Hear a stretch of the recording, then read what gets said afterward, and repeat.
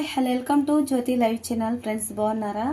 నేను బాగున్నాను ఫ్రెండ్స్. మీరు ఎలా ఉన్నారు? ఈరోజు నాట్ చికెన్ కర్రీ ఎలా తయారు చేయాలో మనం ఈ వీడియోలో చూద్దాం. ఓకే, నేను 1 kg నాట్ చికెన్ తీసుకున్నా.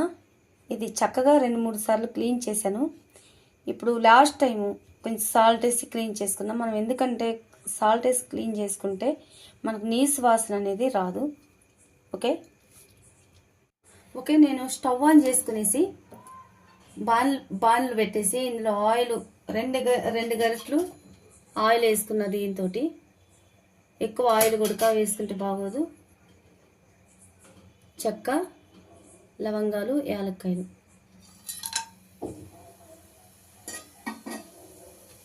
ఇప్పుడు మనం పెద్ద సైజు 2 ఆనియన్ తీసుకున్నా, ఒక 3 పచ్చిమిర్చి తీసుకున్నా, సన్నగా కట్ చేసుకొని ఇప్పుడు ఇందులో ఆయిల్ వేసేస్తున్నాం. మనం సాల్ట్ మనం ఆనియన్ వేసుకుంటే టేస్ట్ కూడా బాగుంటుంది, జల్దీ ఫ్రై అయిపోతుంది. మంచి కలర్, మన బ్రౌన్ కలర్ వచ్చిన దాకా మనం దీన్ని ఫ్రై చేసుకున్నాం. హైలోనే ఉంచుకొని స్టవ్ని. ఆనియన్ మధ్య మధ్యలో మనం కలుపుకుంటూ హైలోనే ఉంచుకొని మనం ఫ్రై చేసుకున్నాం. మాడిపోతాయి, అందుకనే అప్పుడప్పుడు కలుపుకుంటూ. మనకి చక్కని కలర్ వచ్చింది చూడండి, ఎంత మంచి కలర్ వచ్చిందో. ఇందులో 1/2 స్పూన్ పసుపు వేస్తున్నాం.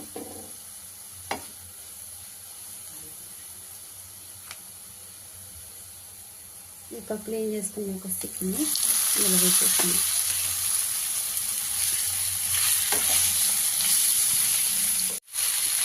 ఇందులో ఇంకొక 1/2 స్పూన్ సాల్ట్ వేసుకుంటున్నాం.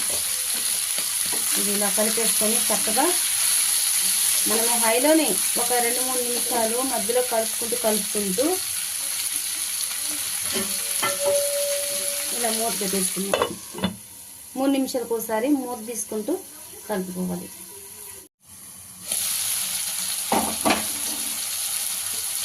అల్లం వెల్లుల్లి పేస్ట్ ఇట్లా మధ్యలో వేసుకుంటేనే టేస్ట్ అనిపిస్తుంది నాట్ చికెన్కి అయితే.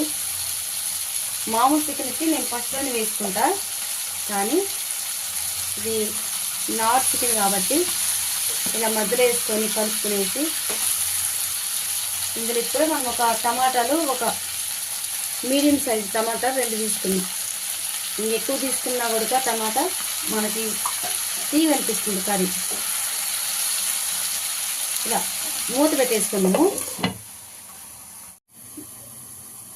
మనకి నాట్ చికెన్ కర్రీకి మనకి సంగటి తెలుసు కదా, మనకి ఆంధ్ర సైడ్ కానీ చాలా బాగా చేసుకుంటారు. ఎక్కువగా ఈ సంగటే తింటారు మనకు మధ్యాహ్నం టైం కానీ నైట్ టైం కానీ.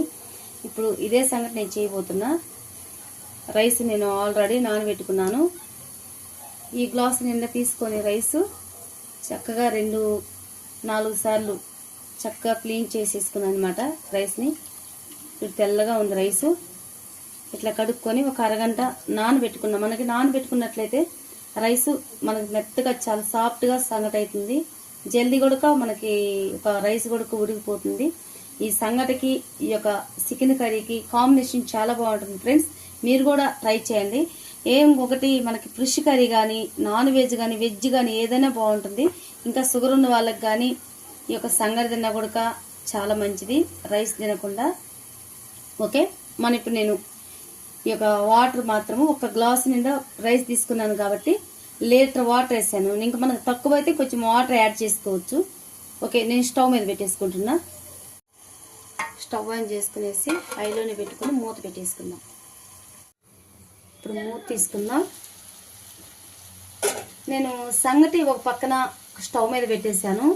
ఈలోపు నేను చికెన్ కూడా స్టవ్ మీద పెట్టుకున్నా. 2 ఒకేసారి అయిపోతుంది, అటో ఇటో 1 నిమిషము. ఇప్పుడు నేను కారం మనం తినేదాన్ని బట్టి వేసుకోండి. నేను 1 స్పూన్ వేసాను, ఇంకా కొంచెం ఒక 1/2 స్పూన్ వేసుకున్నాను కారం. నాట్ చికెన్కి సంగటికి చాలా బాగుంటుంది. మీరు కూడా ట్రై చేయండి ఫ్రెండ్స్. ఇది పెద్దవాళ్ళు కానీ పిల్లలు కానీ, పిల్లలకైతే ఇంకా చాలా హెల్దీకి మంచిది. పిల్లలకు కానీ పెద్దవాళ్ళకి కానీ సంగతి ఓకే, మనం మూత పెట్టేసుకొని మనం ఇప్పుడు సిమ్లో పెట్టుకుందాం. కారం వేసాం కదా, ఒకసారి మూత తీసుకొని మనము కలుపుకుందాం.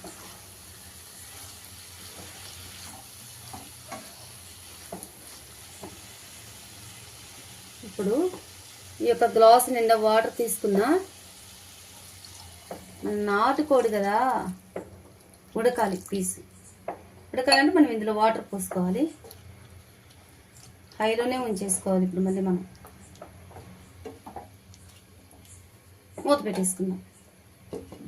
మధ్య మధ్యలో కలుపుకుంటూ చేసుకుందాం. మూత తీసుకుని ఒకసారి చూద్దాం.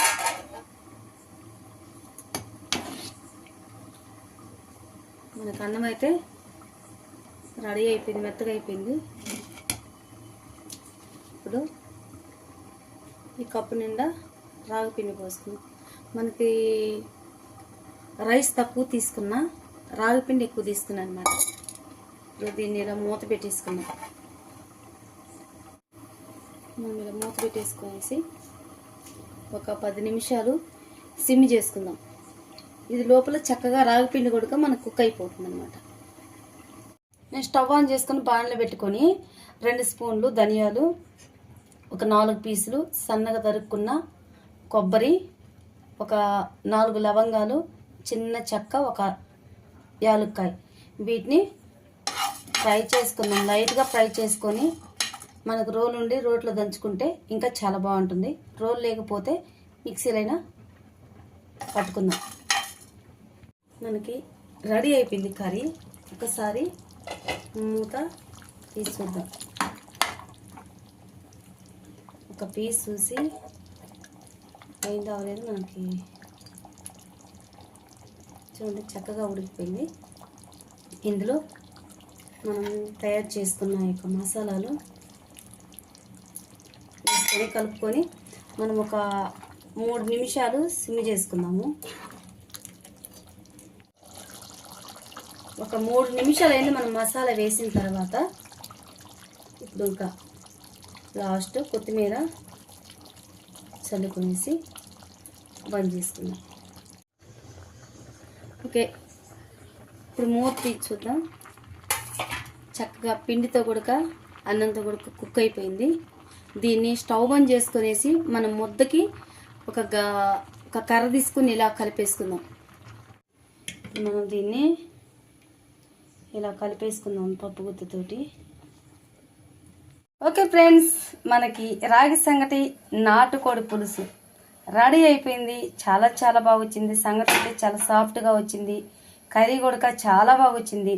ఇప్పుడు మా ఆయన టేస్ట్ చేస్తాడు, ఎలా చేశానా అనేది. ఆయన తినేసి మీకు చెప్తాడు. సంగటి తీసుకోండి. సంగటి బాగా సాఫ్ట్గా వచ్చిందండి. అట్లా బాగుంది.